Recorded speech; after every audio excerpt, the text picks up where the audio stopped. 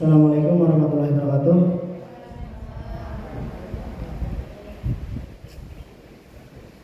Bismillah, alhamdulillah, wassalatu wassalamu ala asyrofil mursalin sayyidina wa maulana Muhammadin wa ala alihi wasallam ajma'in. Amma ba'd. Yang terhormat Bapak Kepala SMK Lantai, Pak Heri dari MPD, Bapak Ibu Dewan Guru, adik-adik dari kampus mengajar.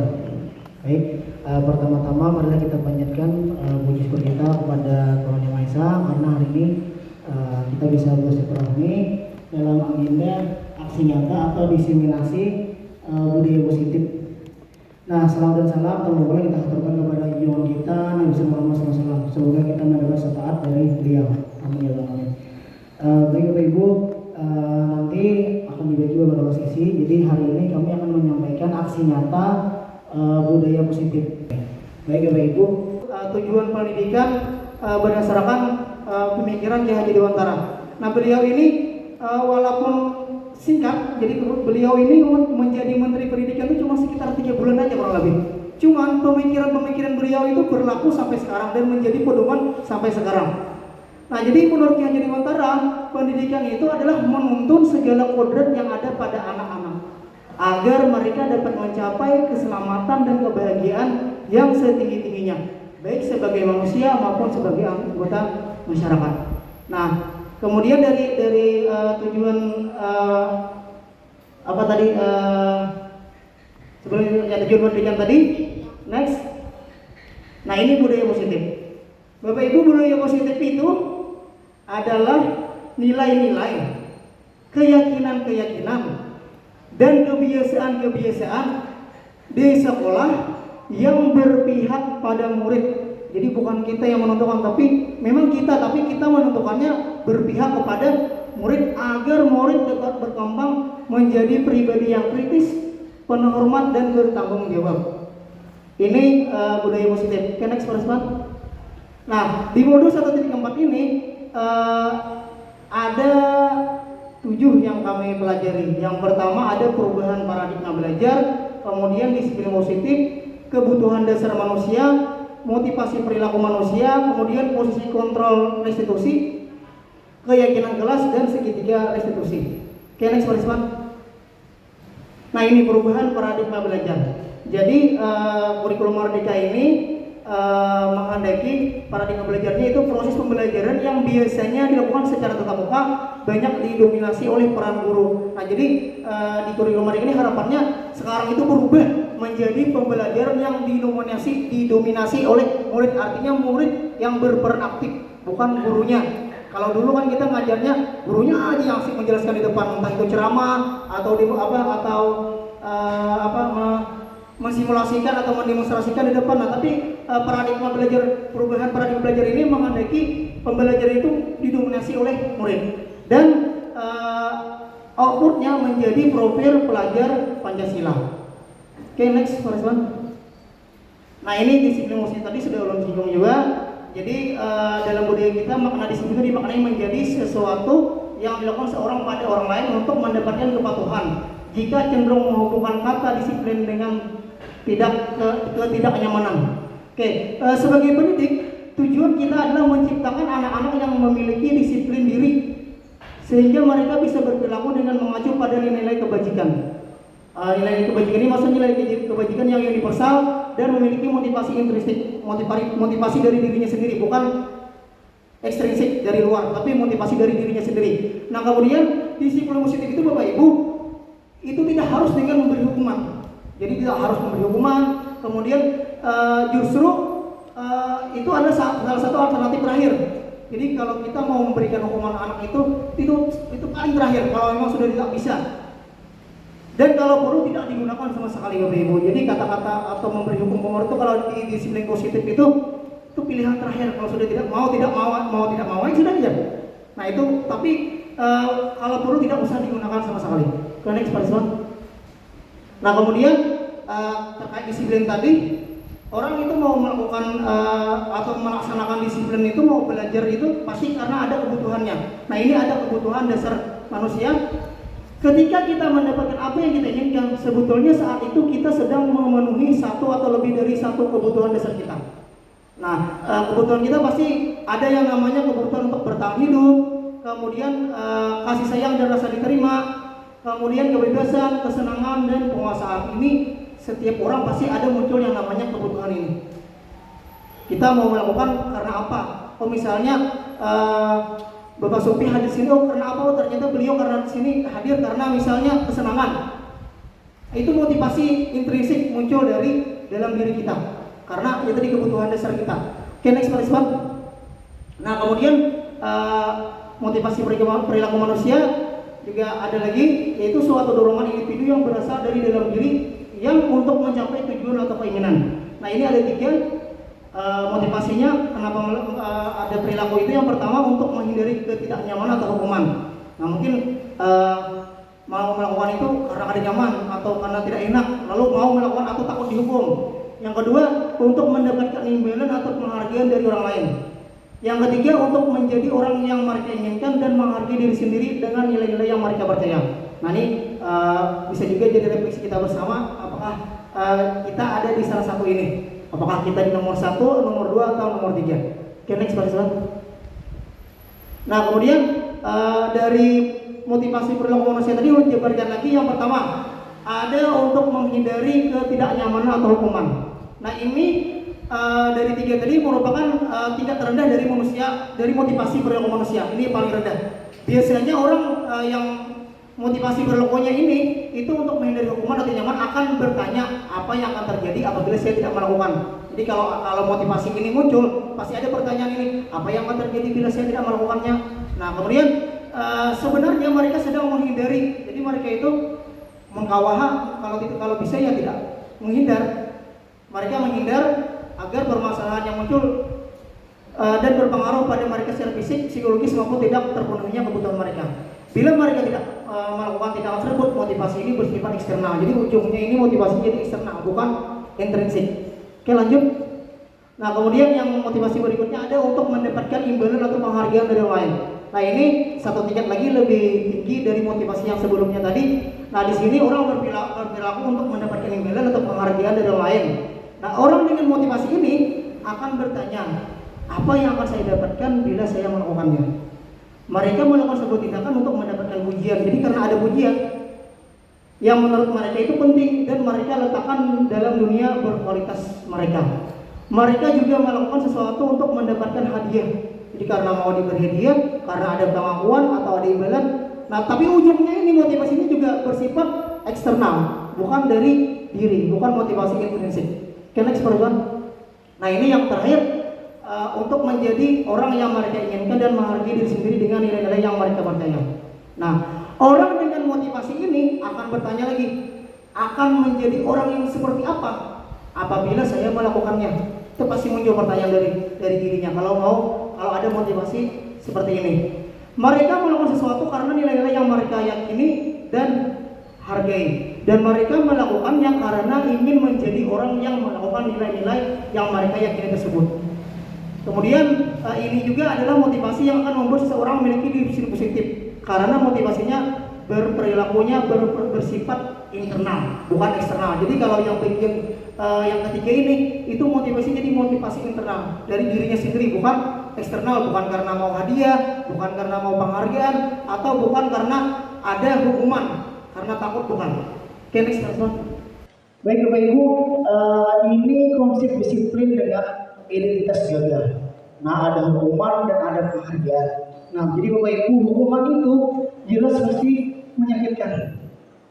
Dan hasil hukuman itu ya akan membuat murid tidak nyaman, murid merasa takut dan sifatnya memaksa itu Bapak Ibu. Nah kemudian dengan kita memberi hukuman itu, murid juga pasti berusaha untuk menyembunyikan kesalahan mereka karena tidak mau dihukum. Nah kemudian yang terakhir, dengan kita memberi hukuman itu akhirnya murid itu menjadi rendah diri, kurang percaya diri karena kita berikan hukuman. Nah beda dengan penghargaan. Namun penghargaan ini juga ya ternyata tidak efektif juga Bapak Ibu. penghargaan itu tidak efektif, kemudian merusak hubungan. Karena mungkin merusak hubungan ini pada saat kita memberikan penghargaan dengan anak A misalnya, dengan murid A misalnya, itu pasti nanti muncul yang namanya sifat iri atau kecemburuan. Nah kemudian dengan penghargaan ini juga mematikan kreativitas anak ternyata Bapak Ibu. Apalagi kita menghukum dengan sistem ranking. Nah adanya ranking itu ternyata juga tidak efektif. Oke, next. Oke, nah ini konsep disiplin dengan identitas sukses.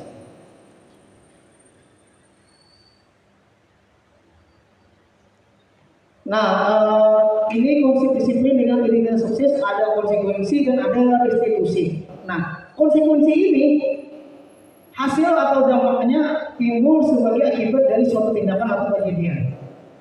Nah, ini akan memberikan penguatan jangka pendek, kemudian ada stimulus respon, kemudian juga ada menghasilkan monitoring berkelanjutan. Namun, ini juga bisa ini juga akan kehilangan waktu untuk memenuhi kesalahan. Akan terjadi dan akan terbentuk yang namanya kehilangan waktu untuk memenuhi kesalahan. Nah, sedangkan restitusi ini menciptakan kondisi murid untuk memperbaiki kesalahan mereka sehingga mereka bisa kembali pada bentuk mereka dengan karakter yang lebih kuat. Nah ini termasuk sukses juga, namun lebih baik daripada konsekuensi. Di mana dengan restitusi ini murid juga akan bertanggung jawab atas kesalahannya. Kemudian di restitusi ini itu fokus pada penyelesaian masalah dalam jangka panjang. Nah kemudian di restitusi ini juga akan muncul teori kontrol atau bisa mengendalikan dirinya. Oke, next. Nah ini ciri restitusi Bapak Ibu. Nah jadi di restitusi itu yang pertama bukan untuk menebus kesalahan, namun untuk belajar dari kesalahan. Jadi tidak ada di sini anak salah A salah ini harus ditebus, tidak ada. Tapi dengan restitusi ini anak itu akan belajar dari kesalahan mereka. Nah kemudian yang kedua ada memperbaiki hubungan. Jelas dengan restitusi ini antara hubungan guru dan murid akan terjalin bagus dan baik hubungannya. Nah kemudian di restitusi ini juga memberikan tawaran bukan paksaan. Jadi kita dengan anak itu menawarkan bukan memaksa. Nah kemudian lanjut lagi yang keempat, restitusi itu menuntut untuk melihat ke dalam diri.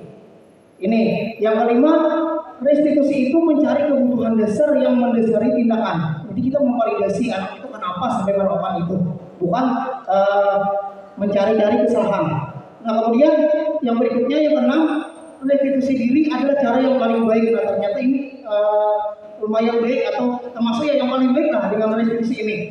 Karena yang berikutnya lagi bisa menguatkan yang nomor 6, yang nomor 7 restitusi itu fokus pada karakter, bukan tindakan.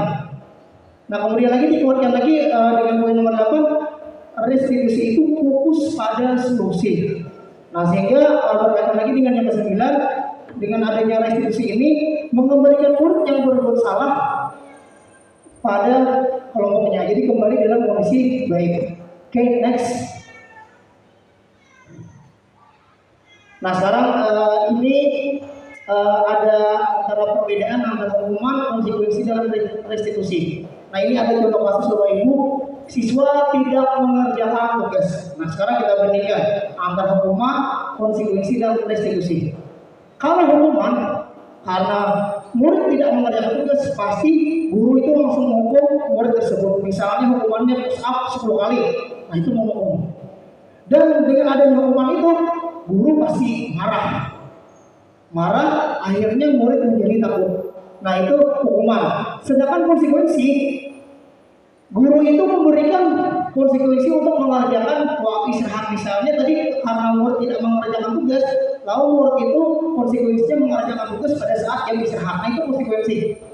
Nah di konsekuensi ini juga guru tegas dan siswa menghormati peraturan. Akan terjadi seperti itu. Nah yang terakhir kita bedakan lagi dengan restitusi. Di restitusi ini guru itu menanyakan keyakinan kelas dan membantu menyelesaikannya. Nah ini di restitusi. Dan dengan restitusi ini guru menjadi terbuka kepada murid. dan murid akhirnya menghormati dirinya dan orang lain dengan restitusi ini. Oke, next. Nah, kemudian yang berikutnya lagi, kita pada saat menerapkan disiplin positif ini atau budaya positif ini, kita juga harus tahu juga yang namanya posisi kontrol kita sebagai guru. Nah, ini ada yang namanya 5 posisi kontrol restitusi. Sekarang sama-sama kita amati. Next. Nah, coba Bapak Ibu kita amati dari pengumuman dulu pada saat posisi kontrol kita sebagai pengumum. Kata-katanya pasti yang namanya patuhi aturan sekolah, lalu berdiri di depan barisan. Nah, itu menghukum karena anak tidak patuh. Jadi patuhi aturan sekolah lalu berdiri di depan barisan, itu mau penghukum. Nah, sedangkan mau bersalah, berapa kali kita harus memberitahu saya kecewa dengan kamu. Nah, itu jadi anak merasa bersalah karena dengan pertanyaan tadi ada yang namanya kecewa. Nah, jadi ini membuat rasa bersalah. Nah, lanjut lagi ada sebagai teman, posisi kontrol kita sebagai teman. Ayolah tertib, buat Pak Guru bangga. Kali ini tidak apa-apa kamu salah. Nah, ini kalau kontrol kita sebagai teman. Nah, lanjut lagi kontrol kita sebagai pemantau. Nah, ini kalau kita menerapkan sebagai pemantau, mungkin ada nanti pernyataan kita yang mungkin seperti ini. Kamu sudah melanggar apa peraturan dan konsekuensinya. Nah, jadi kita ini sebagai pemantau. Nah, beda dengan manajer. Kalau manajer, ini pertanyaannya, apakah kamu tahu kesalahanmu? Kira-kira bagaimana kamu akan memperbaikinya? Nah, ini pernyataan-pernyataan kalau sebagai manajer. Nah, sekarang Bapak Ibu bisa aja membandingkan selama ini posisi kontrol kita di mana sih? Apakah sebagai pengumum, rasa bersalah, teman, mata atau manajer? Mungkin kalau bagi saya pribadi, saya mungkin selama ini masih merasa sebagai pengumum dan membuat rasa bersalah. Mungkin selama ini dengan tahun ini mungkin bisa nanti berupaya agar bisa posisi kontrolnya sebagai manajer. Oke, next. Nah, ini Bapak Ibu alur dari segitiga restitusi.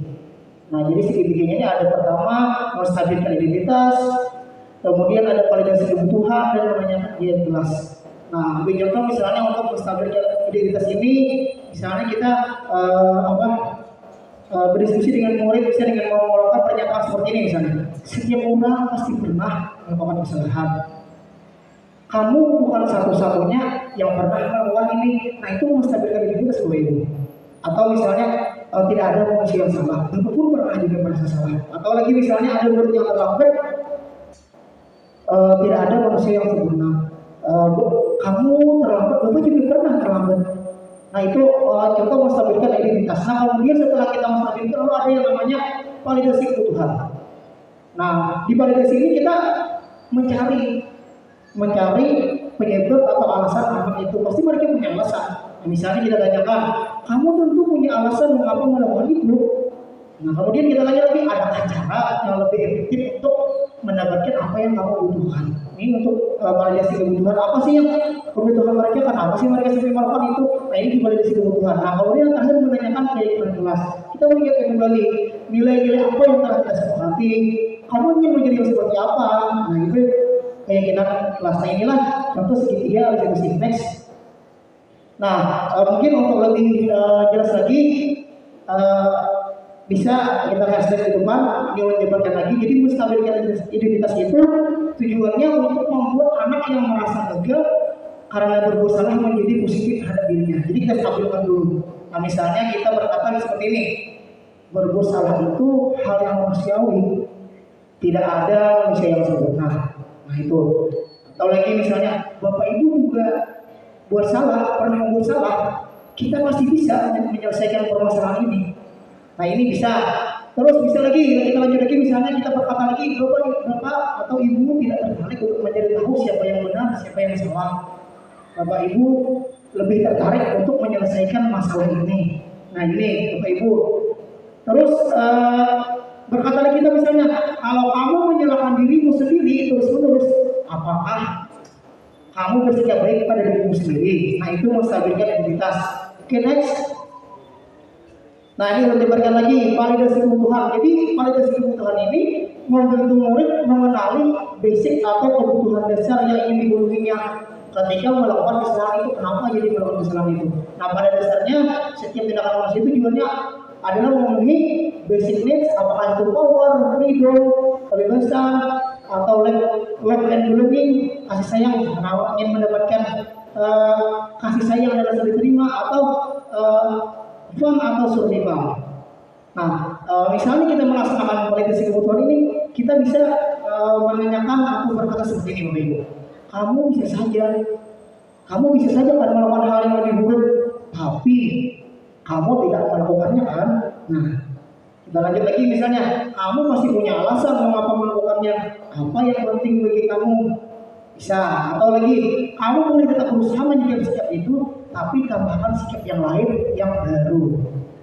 Nah, lanjut lagi misalnya, maukah kamu belajar cara lain untuk mendapat yang kamu butuhkan tanpa harus mengumpul. Ini kalau misalnya terjadi kasus kontak-bisik dengan anak misalnya. Nah, ada terakhir misalnya, apakah kamu bisa melakukan dengan lebih baik besok lagi? Nah, apakah kamu bisa melakukan dengan lebih baik besok lagi? Okay, next. Nah, dan ini yang terakhir menanyakan keyakinan. Jadi Bapak Ibu, dengan kita menanyakan keyakinan ini, anak itu akan melihat kesalahannya. Nah, dengan dihubungkan dengan norma sosial dan nilai-nilai yang mendasari manusia berinteraksi dengan orang lain. Nah, misalnya kita berkata gini, apa nilai yang kita kerja di kelas atau di sekolah kita? Kemudian nilai-nilai universal apa yang telah kita sepakati? Kelas ideal itu seperti apa sih? Kamu ingin jadi anak seperti apa? Apa yang kamu rasakan ketika kamu melakukan itu? Kamu menjadi orang seperti apa? Nah, ini termasuk dari pernyataan atau pertanyaan untuk menanyakan keyakinan kelas atau menanyakan keyakinan kepada anak atau kepada murid. Oke, next. Keyakinan kelas atau disingkat kelas. Nah, kelas. Keyakinan kelas ini Bapak Ibu merupakan metode untuk menimbulkan kembali disiplin positif yang didasari oleh motivasi dari dalam diri atau motivasi intrinsik. Nah, keyakinan kelas ini bisa juga diartikan itu nilai-nilai kebajikan universal yang disepakati secara bersama-sama antara guru dan murid. Lepas dari, jadi tanpa melupakan yang namanya latar belakang. Jadi lepas dari latar belakang suku, negara, bahasa maupun agama. Nah, keyakinan kelas ini dapat diterapkan untuk membangun budaya positif di lingkungan sekolah kita.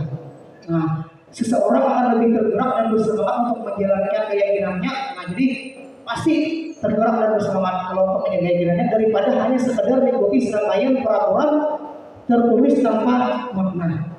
Nah, sekarang Bapak Ibu mari kita refleksikan. Atau ini ada pertanyaan Bapak Ibu. Ada yang tahu apa bedanya keyakinan kelas dan peraturan kelas Bapak Ibu? Nah, kalaunya peraturan itu kan Bapak Ibu pasti cenderung ada kata-kata tidak boleh, jangan, harus ini. Itu kan Bapak Ibu. Nah, bedanya dengan keyakinan kelas. Kalau keyakinan kelas itu biasanya punya kalimat atau nilai-nilai kebajikan. Misalnya Bapak Ibu tadi pada saat jalan raya menggunakan helm.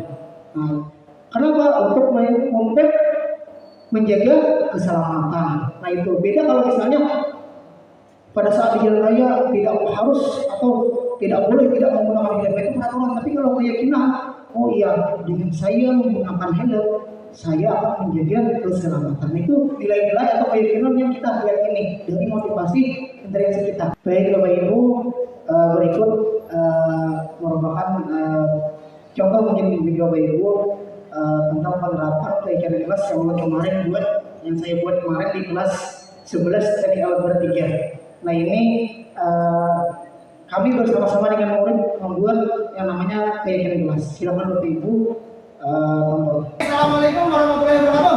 Waalaikumsalam warahmatullahi wabarakatuh. Oke, baik. Di awal pembelajaran hari ini kita pada hari ini akan membuat yang namanya keyakinan kelas. Nah, ini sudah Bapak tuliskan keyakinan kelas. Nah, sebelum kita membuat keyakinan kelas, Bapak akan menyampaikan dulu apa sih yang namanya tujuan atau apa sih itu keyakinan kelas. Nah, jadi keyakinan kelas ini itu adalah sesuatu yang kita anggap baik dan kita yakin itu baik.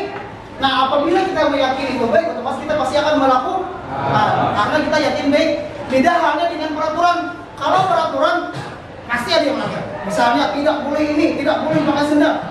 Ya, nanti pasti ada yang melanggar. Tapi kalau kita membuat yang namanya kesepakatan keyakinan yang menurut kita baik, misalnya menurut yang baik, misalnya sekolahnya memakai sepatu, pasti dia termotivasi dalam diri dia untuk memakai sepatu. Tapi kalau ada kata-kata tidak boleh, pasti dia melanggar. Nah, jadi hari sama-sama kita buat yang namanya keyakinan kelas. Nanti silakan masing-masing boleh mengeluarkan pendapatnya. Nanti tuliskan di papan tulis ini sudah disediakan. Ada 3 spidol. Silakan nanti bergantian tulis apa sih yang kalian mau atau apa sih yang kalian yakini agar nantinya pada saat proses pembelajaran itu berjalan dengan lancar dan terbentuklah yang kita yang namanya budaya positif atau disiplin positif. Oke, jelas dulu sampai sini? Nah, baik. Sekarang kita mulai. Silakan tuliskan apa sih yang harus kita yakini di kelas ini. Bebas saja ada Bapak. Tugas Bapak nanti pada saat sudah kalian mulai di sana, Bapak akan merubah kalau misalnya ada kalimat yang kurang pas, kita ganti jadi kalimat yang positif. Oke, boleh. Yang lain silakan. Aja, silakan.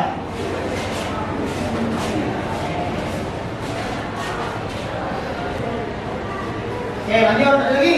Silakan. Oke, saya silakan. Oke, lanjut. Oke, silakan. Ya.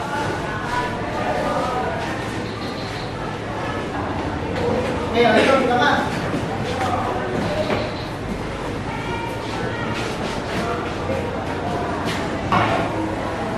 Oke, lanjut. Ya, silakan, Bapak.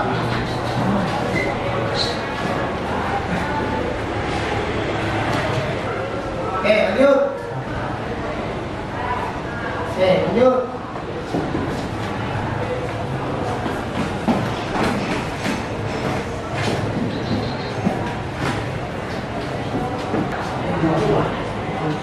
Ini sudah nih. Belum, ayo ada lagi, silakan.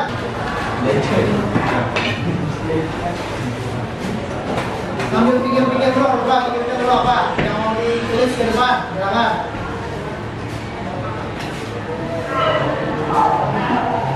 Oke, lanjut. Silakan, oh yang ini silakan.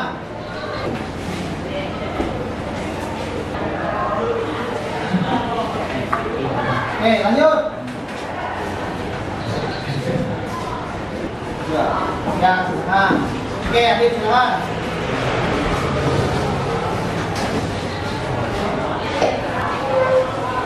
Oke, lanjut.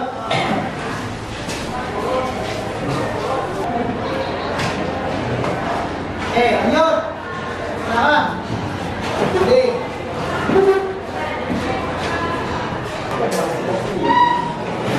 Silakan lanjut. Jadi.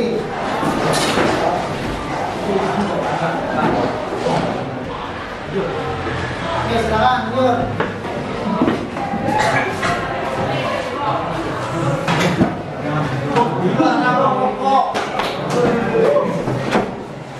Oke, lanjut.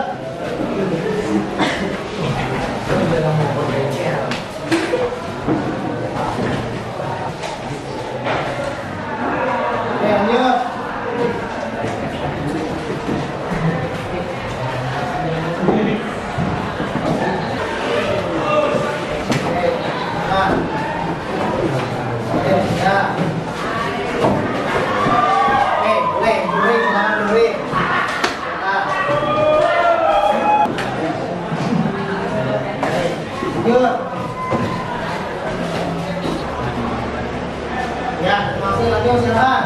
Mulai.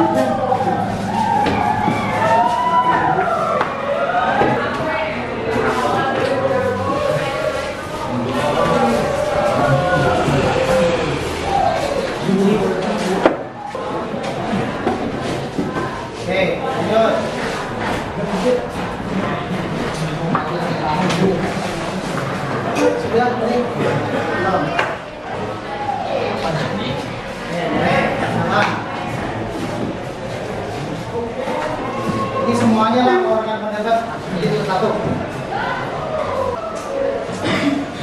Lanjut.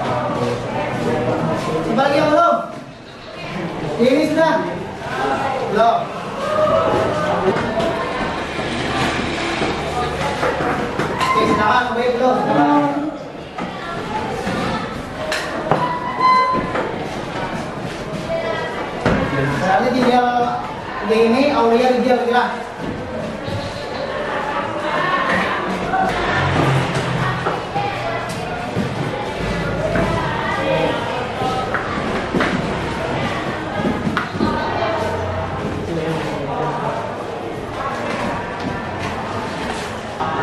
Baik, sudah tidak? Ya, silakan ya.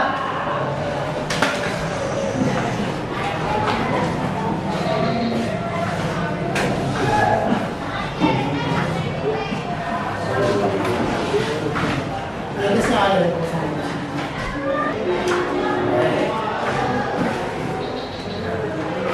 Yuk.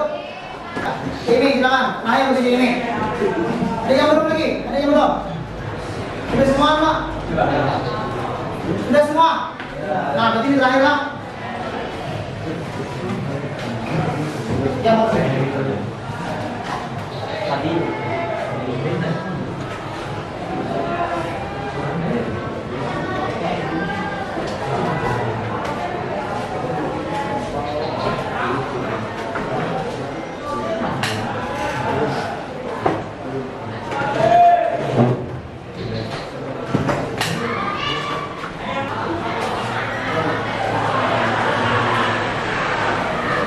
Inilah pendapat kalian yang sudah dituliskan masing-masing di depan papan tulis. Nah, sebelum lanjut, silakan foto dulu. Foto dulu. Kurangnya satu aja foto dulu. Kita foto dulu sebelum kita simpulkan.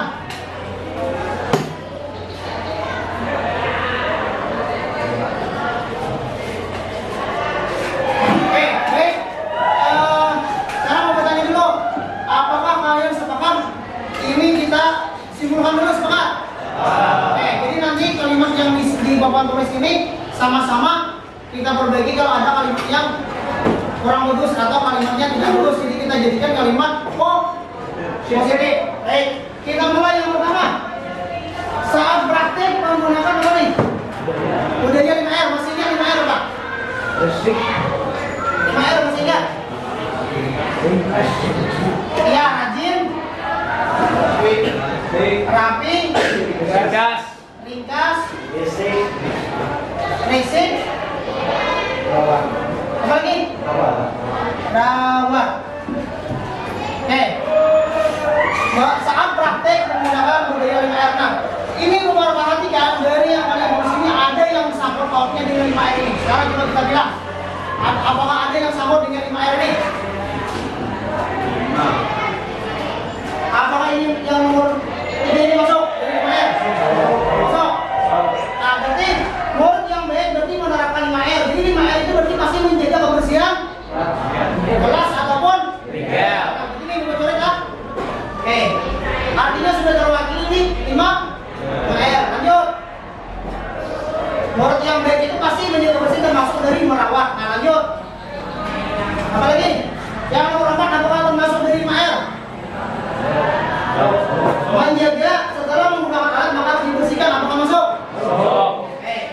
Ini masuk di resik. Nah, ini resik. Resik itu setelah menggunakan dibersihkan. Nah, itu resik. Berarti ini bocorkan artinya termasuk di 5R. Oke. Lanjut. Kita berpatu ketika praktek apakah masuk ada di 5R? Yang bagian mana? Rajin. Nah, berarti siswa yang baik itu berarti rajin. Rajin itu berarti masuk tepat. Tuh, berarti ini bocorkan. Ini masuk di rajin. Oke, lanjut. Kalau HP.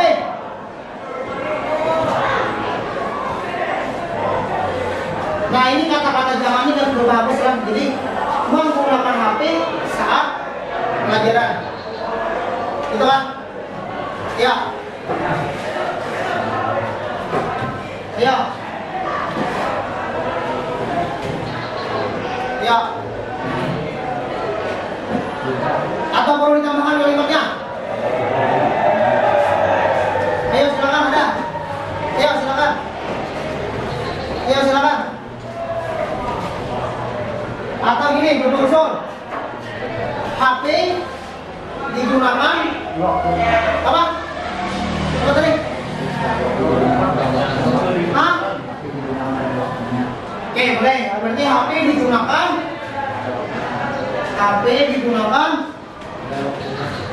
pada waktunya. Boleh, berarti HP digunakan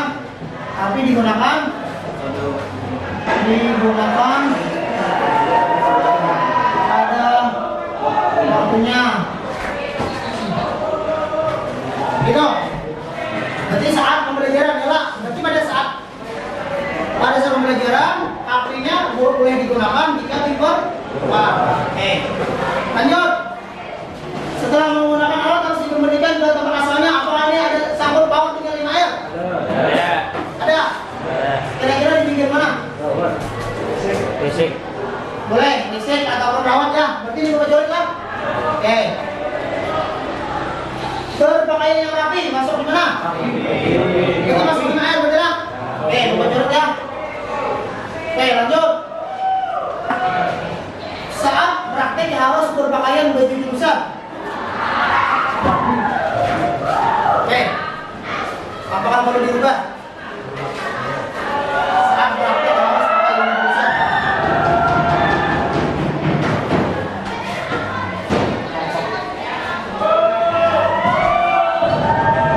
Ya, diganti kata-katanya. Atau gini, Bapak, baju praktek digunakan saat praktek di jurusan gitu kan? Boleh? Boleh. Oke, berarti baju praktek digunakan saat saat praktek atau saat jurusan. Oke, lanjut. Mendengarkan guru menjelaskan. Yang baik berarti mendengarkan guru menjelaskan. Apakah perlu diubah? Apakah perlu diubah? Tadi ada yang sama loh. Ini sama nih. Mirip lah. Mirip. Nah, yang mana yang kita pakai? Konsentrasi betul lah. Konsentrasi saat pembelajaran. Boleh? Semangat semua? Oke, berarti ini berbeda kan? Oke, lanjut. Sebelum memulai praktik diharapkan untuk berdoa bersama-sama. Baik ini? Baik. Oke, yakin bagus ini? Yakin. Atau kali ini dan gas? Atau kita gas? Kita gas misalnya berdoa sebelum belajar dimulai, boleh gitu? Boleh, oke. Nanti kita ganti berdoa bersama-sama sebelum pembelajaran. Jadi bukan cuma di praktek tapi di kelas pun tetap berdoa. Oke, lanjut lagi. Jangan tidur saat. Nah, ini kalau kita kaitkan, kalau kalian konsentrasi saat belajar, apakah ada kata tidur? Nah, berarti kalau sudah konsentrasi, berarti tidak lagi ada yang tidur. Pasti karena konsentrasi. Oke, lanjut lagi. Tidak boleh keluar saat praktek. Ya, gimana?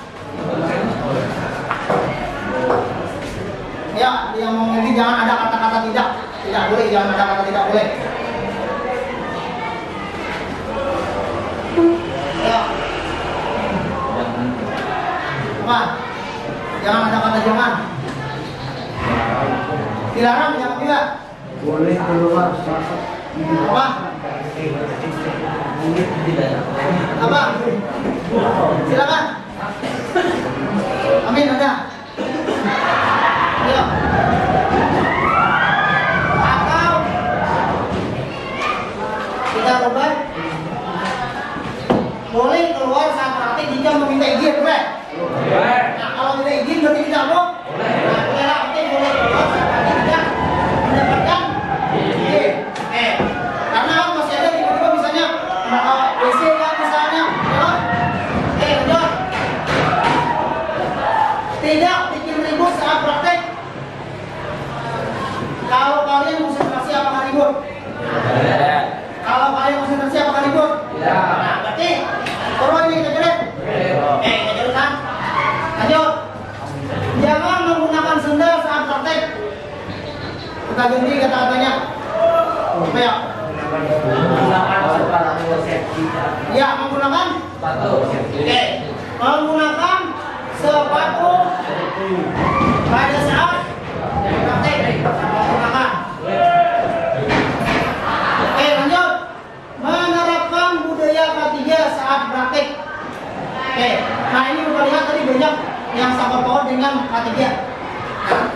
bilang dulu yang ketiga, ada bilang yang masuk ketiga, apakah ini masuk ketiga? So, oke, satu.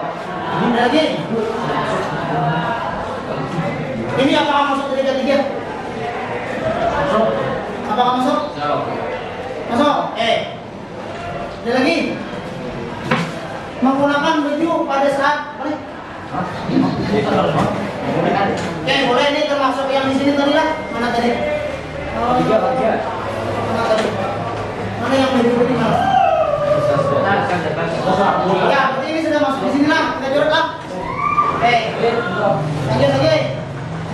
Menggunakan sarung tangan ini masuk juga ketiga lah. Nah, kita jorok lah. Berarti ini masuk di ketiga. Oke, lanjut lagi. Yang masuk ketiga lagi. Apakah pemanasan ini masuk juga ketiga? Masuk. Nah, pasti kan biar sehat dulu pagi lah. Nah, boleh. Kita jorok lah. Sepakat kita ini. Arti ini masuk di bagian ketiga. Oke.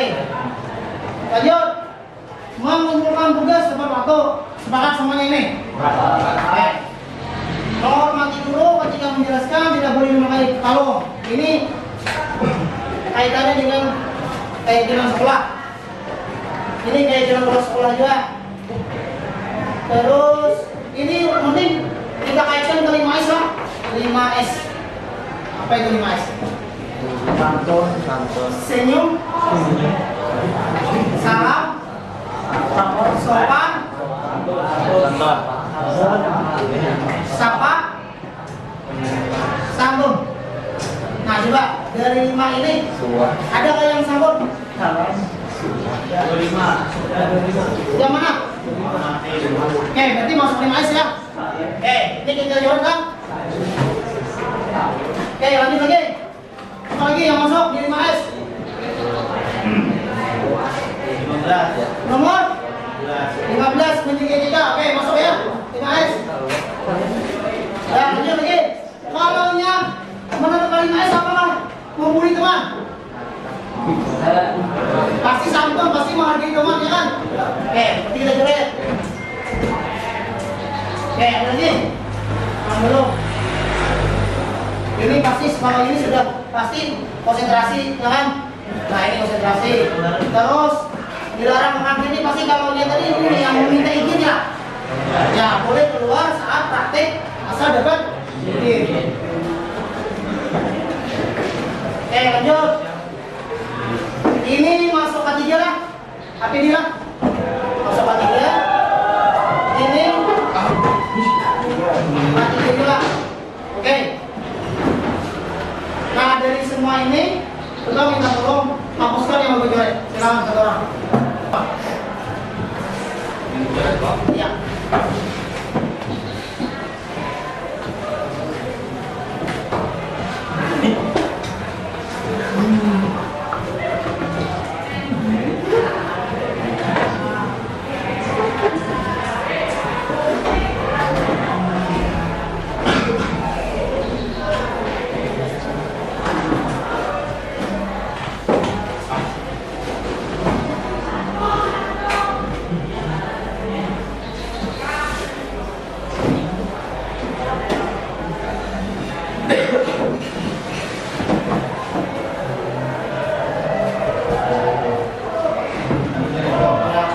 Jangan Pak Istri.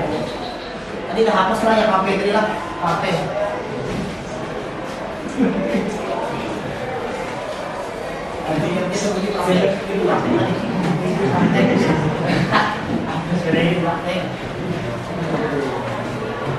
Ya, berdoa.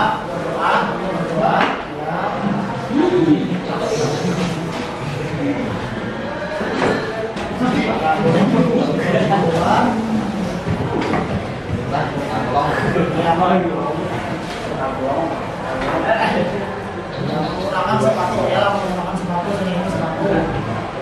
Ya. Nah, yang berikutnya itu semua. Ya.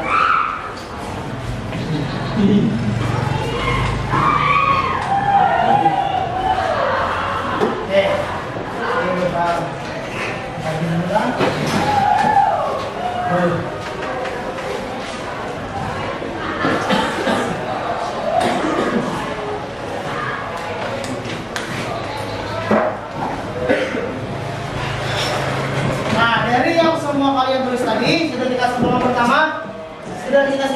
sama-sama. Yang pertama, kita meyakini bahwa menerapkan budaya 5R itu baik, ya kan? Nah, jadi kita sama-sama menerapkan 5R. Berarti ada apa? Rapi, rajin, ringkas, resik, dan rawat. Nah, kemudian ada juga tadi kita menerapkan yang namanya 5 apa tadi? 5S. Menerapkan 5S. Senyum, Sopan. salam, sapa, lagi, Sopan. sopan, Santun. santun. Oke. Lanjut lagi tadi menerapkan apa tadi? K apa tadi? K3. Ya, menerapkan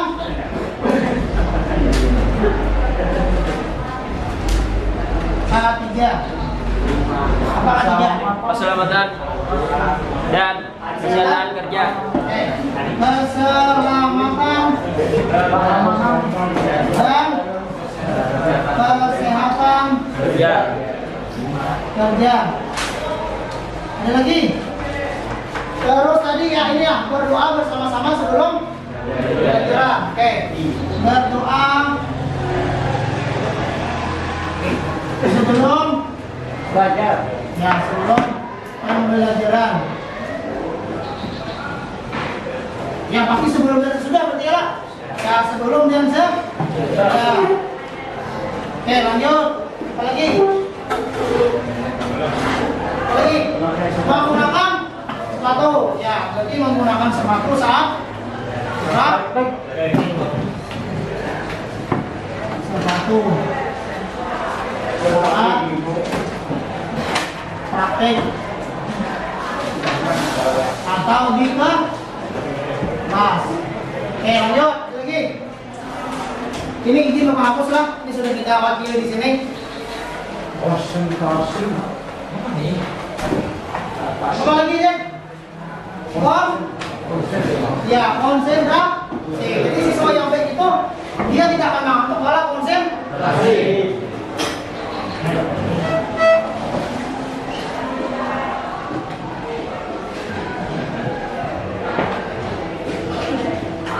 Oke, lanjut.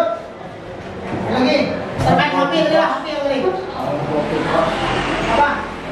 HP digunakan saat diperlukan di pembelajaran, gitu kan?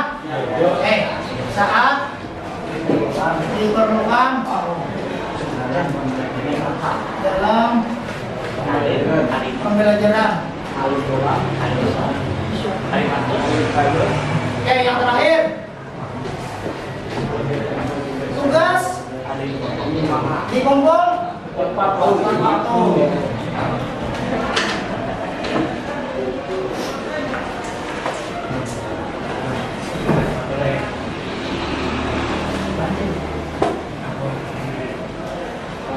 Oke, sekarang bukan minta tolong satu orang untuk membacakan dari yang sudah kita sepakati di sini. Silakan. Silakan, Amin, silakan. Bacakan. Silakan.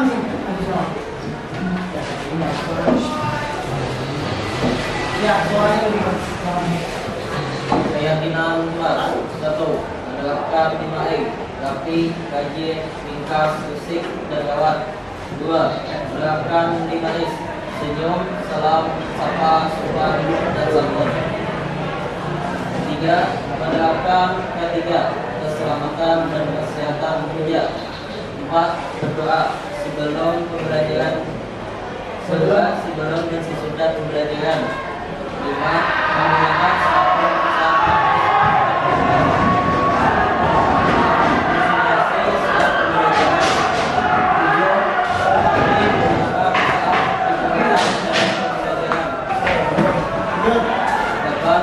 tugas diumpul terwaktu.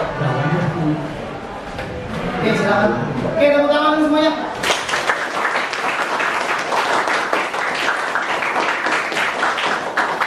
Oke, dari 8 keyakinan ini yang kita anggap baik ya, baik semuanya. Yakin ini baik semuanya? Nah, yang kita anggap baik ini, apakah kalian sepakat untuk diterapkan di kelas? Ulang lagi, apakah kalian sepakat untuk diterapkan di kelas? Oke. Nah, jika sepakat, maka kita nanti akan kita tempel di kelas.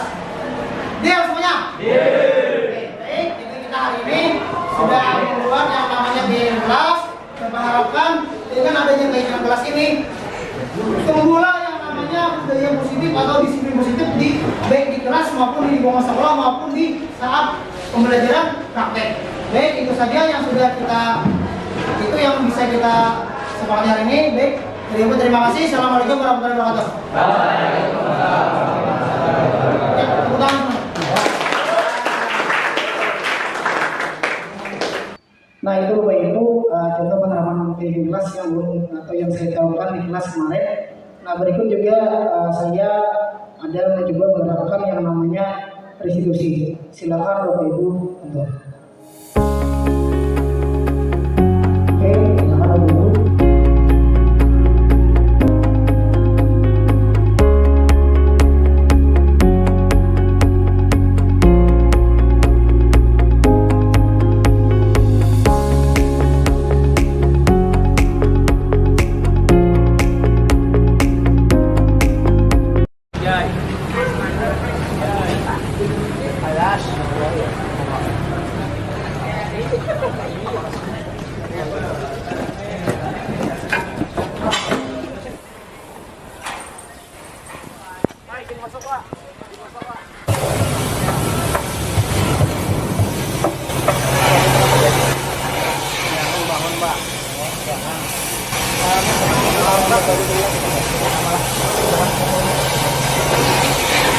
Silakan ya. Oke, mobil. Assalamualaikum. Ya, tenang dulu ya. Tadi Fadil kos-kosan tadi. Apa buru-buru mau terbang.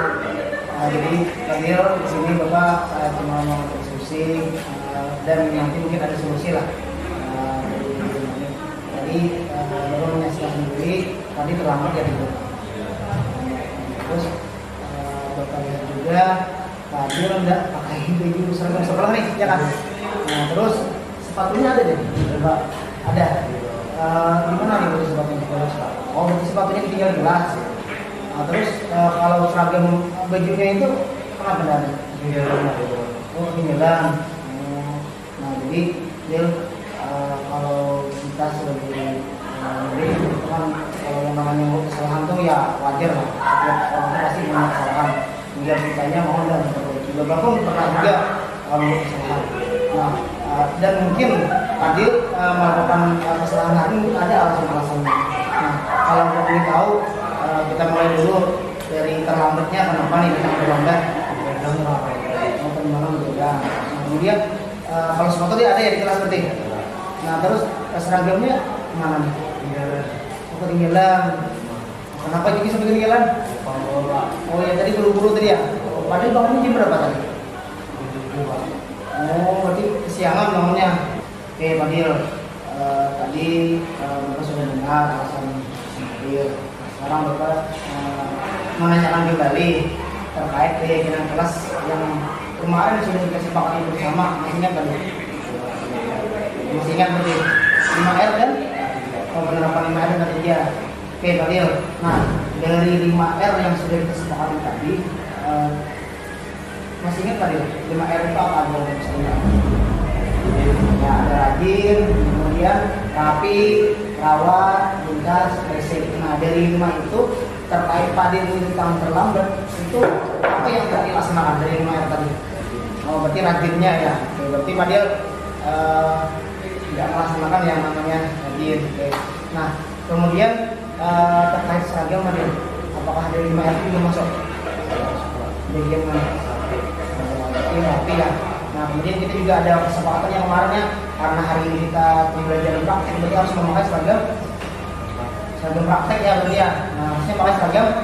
Baik, nah dari keyakinan kelas yang membuat Fadil tadi ini sama-sama kita solusi. Tapi Bapak mau dengar dulu solusi dari Fadil sendiri terkait Fadil tentang berangkat tadi. Artinya Fadil tidak mungkin hanya rajinnya. Nah, sekarang Bapak tanya, solusinya apa sih biar Fadil tidak terlambat lagi? Lagi kemudian oke. Jadi usahakan ya Fadil ya. Jadi dikurangi lah minimal di berapa di kira-kira malam. Jadi 9 usahakannya, kemudian pagi berangkat juga lebih awal ya sebelum jam. Nah kemudian Fadil Fadil gimana nih solusi dari Fadil agar Fadil tidak kelupaan nih atau ketinggalan seragam praktiknya, gimana nih solusinya? Jadi seragam praktiknya ditaruh di depan pintu ya, depan pintu biar Fadil bangun mau berangkat sudah siap gitu ya. Nah, benar kata Fadil tadi, bagus juga solusinya Fadil gantung dulu bajunya dekat pintu kamar ya, jadi biar ingat ya. Jadi pada saat mau berangkat sudah siap bajunya. Nah, kemudian Fadil ini hari ini kan kita praktik nih, sedangkan Fadil pakai baju kaos nih. Nah, gimana nih Fadil solusinya agar Fadil pada saat nanti bergabung dengan kawan-kawannya bisa praktik dan pada saat praktik menggunakan seragam praktik gimana? Oh di kelas lain. Oh berarti di kelas lain ada hari ini juga jadwal praktik. Oh iya silakan. Jadi Fadil setelah ini silakan nanti ini dipakai ya kelas, silakan poster yang dipakai, kemudian silakan juga Fadil nanti meminjam ya baju praktik dari kelas sebelah karena mungkin setelah kita kelas lain yang praktek. Nah silakan nanti Fadil meminjam dulu sementara. Mungkin nanti Fadil juga bisa ikut pada saat belajar. Oke ya Fadil. Nah terima kasih. Jadi mudah-mudahan Fadil ke depannya lebih baik lagi dan motivasinya harus bisa lah. Terima kasih Fadil. Silakan Fadil.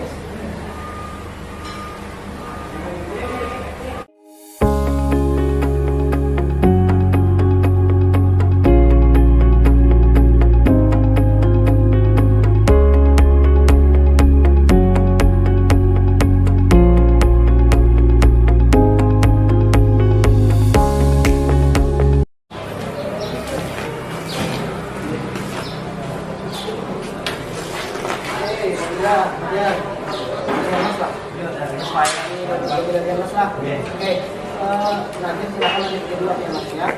Ini habis ini doang kita sedikit doang. Silakan lanjut ke dulu.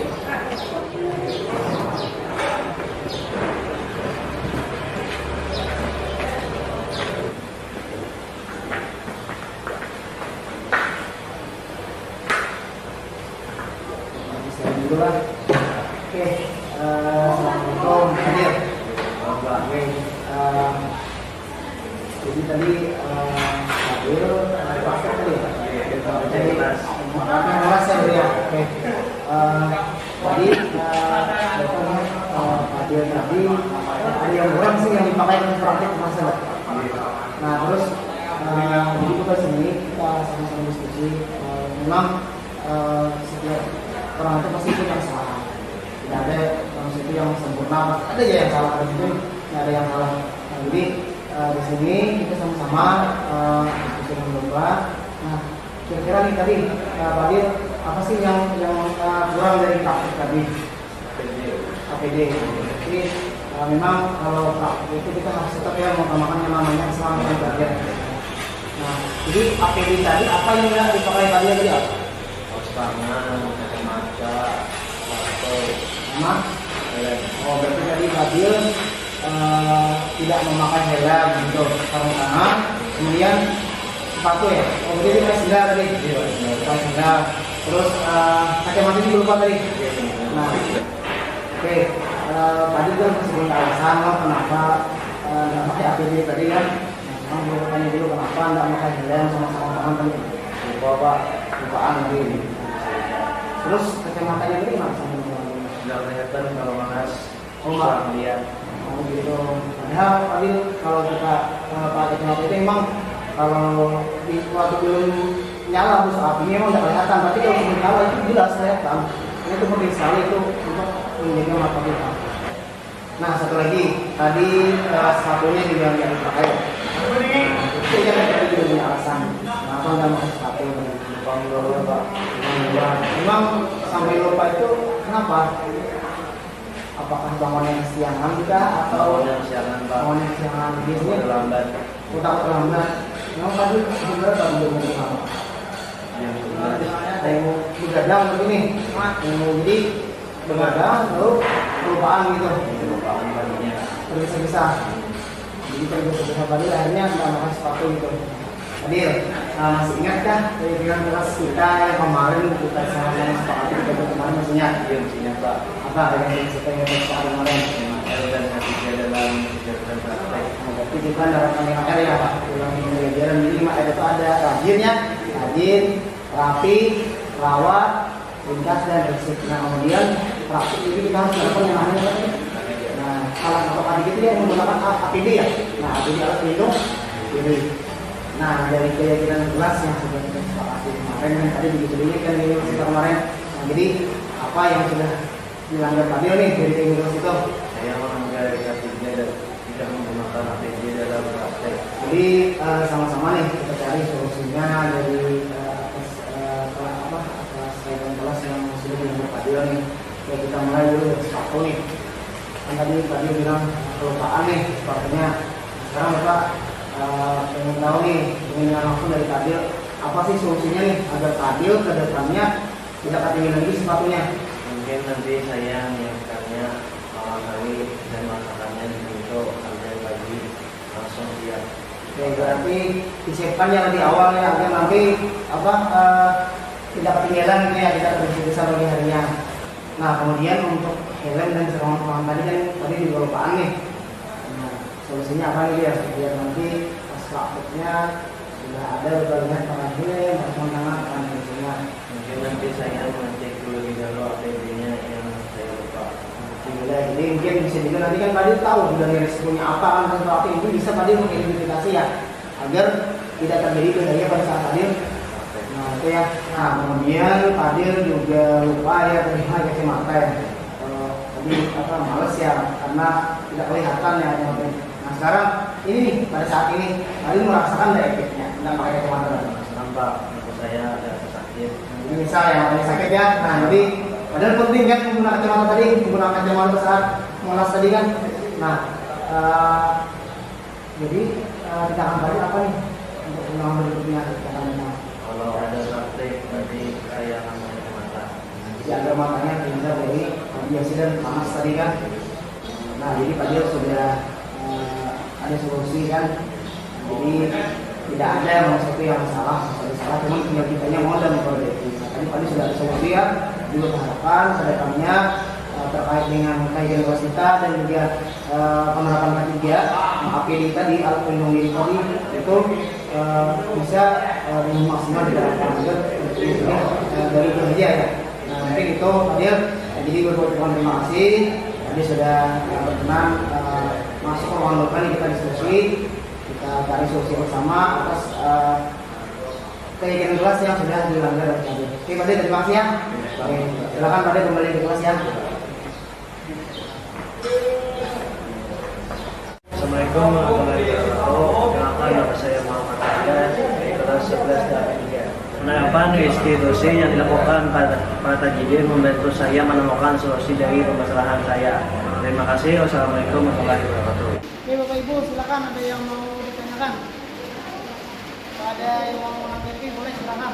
Ini yang saya alami tadi, misalnya kita mengajar seperti di kelas anak perempuan yang lebih patuh lah kepada kita sudah melakukan sebuah keyakinan kelas di dalamnya. Jadi misalnya saya itu waktu mengajar tidak ada anak yang misalnya melanggar tadi. Jadi bagaimana ceritanya saya ingin mengutarakan restitusinya ke anak tadi supaya ingin menyadari, oh ini nak kesalahan pian. Berarti pembelajaran ulun tuh sudah jalan kah atau kada? Nah itu dulu. Kemudian saya juga membuat keyakinan kelas kata Pak Idin tadi, kalau bisa jangan pakai kata jangan, tidak boleh. Nah harusnya kayak itu ajar pian tadi kan. Nah sedangkan ini anak-anaknya Pak Idin yang membuat sendiri juga, bukan ulun. Jadi tidak boleh menggunakan HP, Bu. Nah itu keluar dari mereka Jadi kira-kira salahkah jua ulun toh? Nah, inggih. Terima kasih. Assalamualaikum warahmatullahi wabarakatuh. Oke, ulun menanggapi lagi yang jadi detail tadi. Karena gini Bu, kita kembali lagi ke pengertian keyakinan kelas tadi Bu. Kan yang namanya keyakinan kelas itu kan nilai-nilai kebajikan. Oke, nilai-nilai kebajikan. Kemudian kalau pemahaman ulun, ya pasti yang disepakati yang itu akan memunculkan dia bakal melakukan, tapi dia tidak melanggar. Makanya kalau Jertian tadi misalnya ada kata tidak boleh, kalau menurut ulun karena yang namanya kesepakatan Bu, jadi harus disepakati bersama biar itu jadi kalimat positif.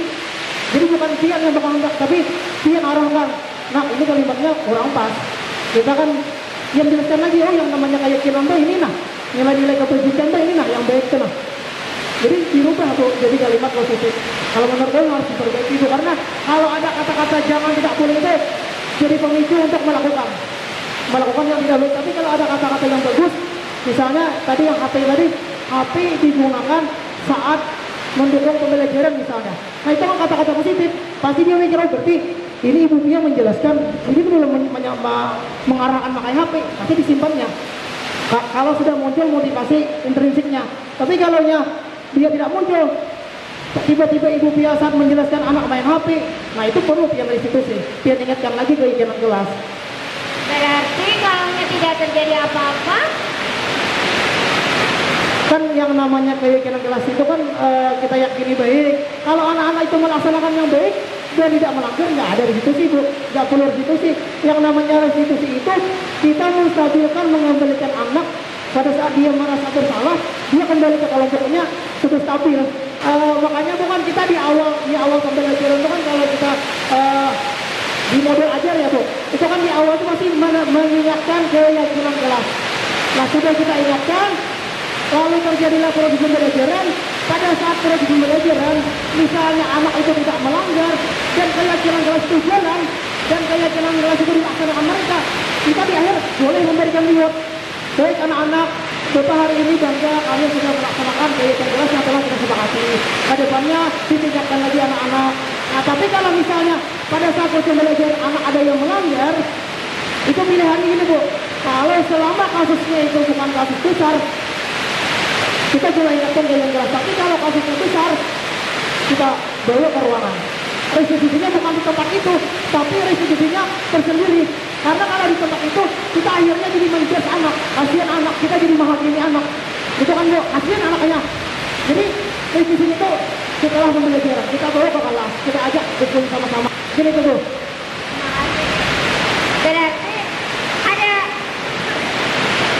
berarti kalau kita nih misalnya mengajar tidak ada yang melakukan kesalahan, tidak apa-apa misalnya, berarti ada perlu menyuruh anak tuh apa misalnya birapian kayak ini kan perlu kan ada apa-apa yang dilakukan kan? Ya, berarti restitusi terjadi jika anak melakukan sebuah kesalahan Atau anak melanggar keyakinan ya, kelas. melanggar keyakinan tadi. Baik ya Bu, ada lagi yang bertanya silakan. Ya Ibu Juli sana.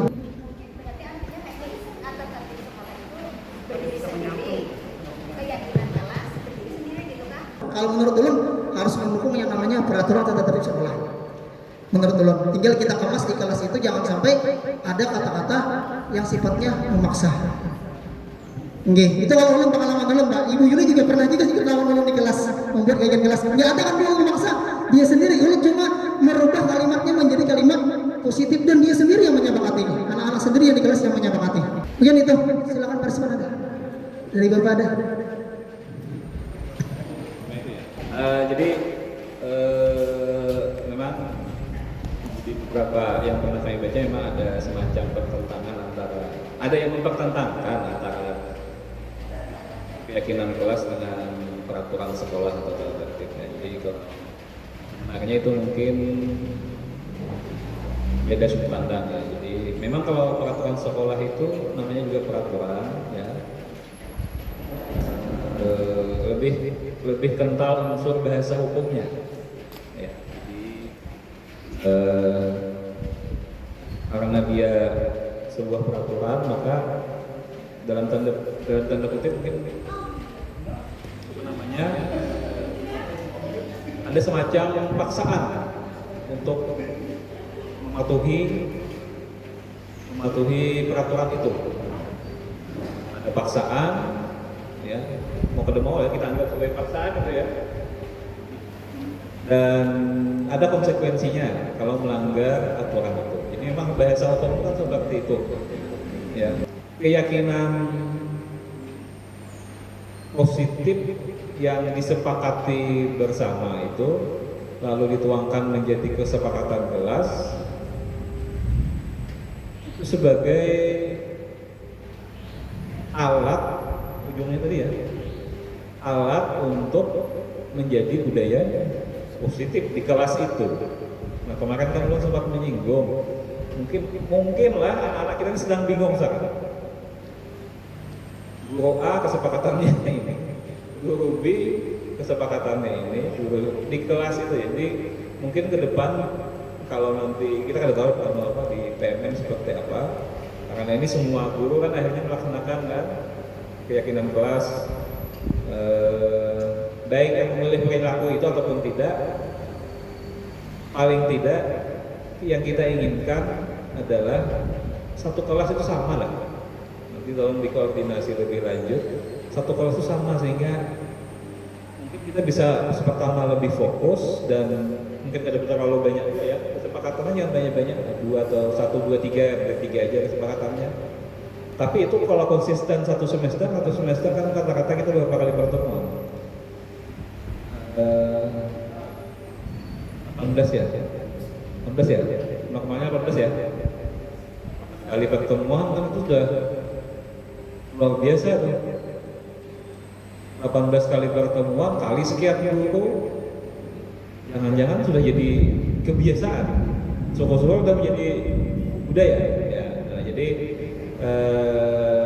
sekali lagi kami lebih melihatnya kita beda sudut pandang seperti itu. Biasa aja kalau ada yang masih mempertentangkan dan keyakinan kelas merujuk kepada peraturan tertentu, bagus aja. Tinggal refleksi awalnya mungkin dari sekian peraturan tertib sekolah itu yang mana sih yang cenderung dilanggar oleh anak-anak kelas itu. Dari sekian tertib kelas itu yang mana sih kira-kira yang sering dilanggar itu. Kalau sudah diidentifikasi berapa nanti, nah di kelas itu nanti wali kelas mencoba memberi masukan kepada guru-guru yang mengajar di kelas itu, tolong kira-kira ini aja lah yang jadi keperluan kelas, seperti apa kalimatnya. Nah itu mungkin kita coba susun menjadi kalimat positif tadi, menghindari kata jangan. Kalau tertib pernah tahu ada tertib itu lebih ke bahasa hukum ya, bahasa hukum seperti itu, karena di sana ada aturan, kemudian larangan, kemudian ada sanksi. Nah, itu. Ya. Mungkin itu tambahannya. Oke, terima kasih Pak atas tanggapannya. Jadi Bapak Ibu, sekali lagi saya ucapkan terima kasih atas kehadiran Bapak Ibu pada kegiatan ini dan kalau boleh ucapkan terima kasih Pak karena Bapak sudah kepala sekolah kita sudah berkenan hadir di diseminasi saya pada hari ini. Baik, Bapak Ibu, sekian terima kasih. Assalamualaikum warahmatullahi wabarakatuh.